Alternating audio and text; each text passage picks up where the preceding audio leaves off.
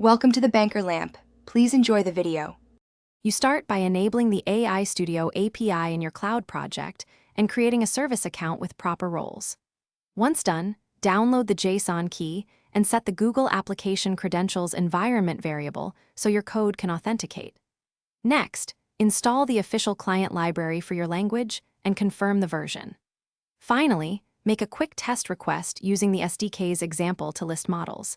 This verifies credentials, network access, and that the API is reachable before you build further. You now assemble the actual API calls. Pick the right model and region based on latency and quotas. Use structured request objects, prompt, temperature, max tokens for text, or image bytes and MIME type for vision, and validate inputs client-side. Once you send requests, manage responses properly. Stream tokens when available, batch requests for throughput, and implement retries with exponential backoff for transient errors. Also log request ID and latencies to trace performance and cost, while you iterate on prompt design and parameter. You finish by hardening and optimizing your integration. Restrict the service account to needed resources, rotate keys regularly, and set budget alerts to control costs.